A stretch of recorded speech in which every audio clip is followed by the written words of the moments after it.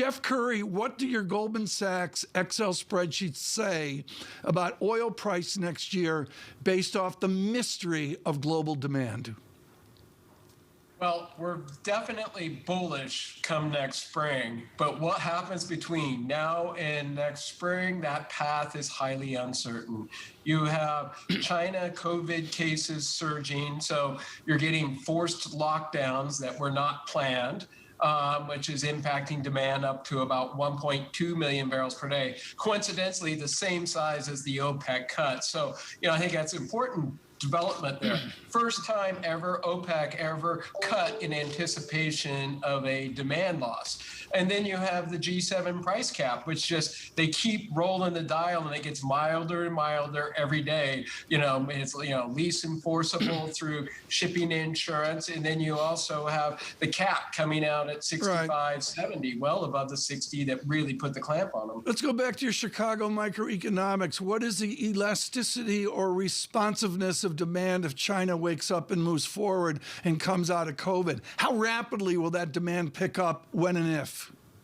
Well, that's why, we're sticking to our guns of $115 price target for next year, because when they do come out, they're going to put a lot of pressure, not only on oil, but the entire commodity complex. And you can think about, 2022 as really being an environment in which the second largest economy in the world, the largest commodity consumer in the world was hibernating. So I think you're absolutely spot on. It's a game changer. Now, their base case is that, hey, they're making the preparations today to reopen in 2Q. But what did we learn in Hong Kong and Taiwan is that eventually it spirals out of control. The cases get, go up too quickly, and then you get a forced reopening. Right. And I think there's a lot of fear of that happening right now. One of the great realities is you pull an all-nighter at the University of Chicago. Currie teaching micro at Chicago years ago. You do that at Ed DeBevick's. Lisa Bramowitz, very familiar with the Retro Diner in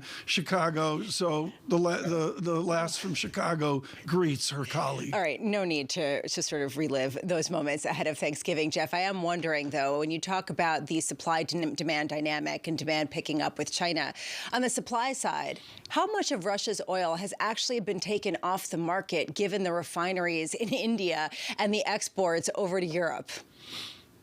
It's relatively small. It's somewhere in that, 300,000 to 400,000 barrels per day. Our expectations, it grows modestly as the sanctions begin to take place and you have frictions and other issues involved. But it's nowhere near as large as what people anticipated. But the offset on that is the investment across the space is far less than what people anticipated. Look at drilling in the U.S. Expectations of U.S. shale have been ratcheting down. Decline rates in non-OPEC ex-U.S. beginning to set in. So the supply problem, or the underinvestment thesis, what we call the revenge of the old economy, is actually much stronger than we thought 6 months, a year ago. And again, it's not just an oil story, it's everything in the commodity space. This is really important, Jeff, because a lot of people think that we've already seen the supply shock. We've already seen so many barrels taken off the market because of the sanctions on Russia. What you're saying is that's not true, that we have yet to see the true supply constraints that have come from a lack of investment in the shale patch, a lack of investment by oil majors around the world, and now potentially some sort of disruption with Russia if they don't comply with the price caps being imposed by G7 allies. Is that your idea? When will it kick in, the supply constraints that you predict? This is not a tactical trading view. 2 years ago, in October of 2020, we called for a commodity super cycle, and we still stand by that view. And a commodity super cycle is not an upward trend in prices. It's spike after spike after spike. And this is going to go on and on until we have adequate investment to be able to grow supply. You need to grow hydrocarbons until you have enough of green energy to be able to meet global demand. Right now, 81% of global energy still comes from hydrocarbons. You can't go to zero there and expect the other 20% to carry you. It's got to be an energy transition, and we need that investment. And then to do the green investment, you need the metals. You need the copper, the alloy, the nickel, lithium, cobalt, silver. You need all of those minerals to be able to invest in the green capex to be able to solve the long-run decarbonization problem. So this is not a near-term tactical view. We just came off the back of one of the spikes that was well underway before the events in Russia, and we'll probably see another spike in 2023 as China begins to reopen. But in terms of solving this problem, it requires large-scale capital investment in the tunes of trillions of dollars, and we're not even close. In fact, we haven't even scratched the surface yet. Although, by the way, the one point I want to say is this cycle is no different than the ones that we saw in the 70s and 2000s. It's the same kind of commodity super cycle.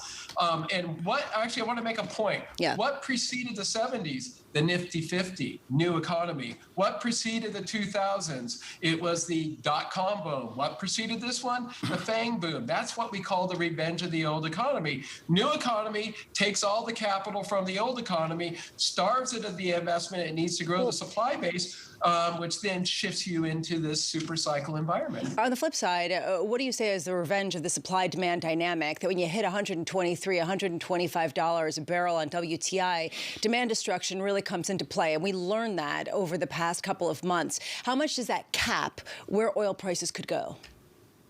Well, it depends on where the dollar is trading. Obviously, in a really strong dollar environment, the prices that many countries around the world experience were all-time highs. While in the U.S., in a real term, the all-time high is somewhere around 190 back in 2008, and we reached 130. It wasn't even close. But for Europe, pound sterling, Japanese yen, and many of these other currencies around the world, they experience all-time high prices. So, to answer that question, you end up having to ask, where is the dollar trading? Now, I think the key view here in 2023 is, you've seen a big run up in the dollar. As we see growth start to materialize in China and other parts of the world, we would expect the dollar to begin to taper off, and then you could open it up more for dollar-denominated commodities.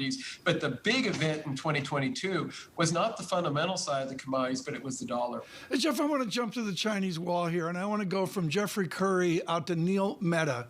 You've got, as any other firm has, a sell side looking at individual companies.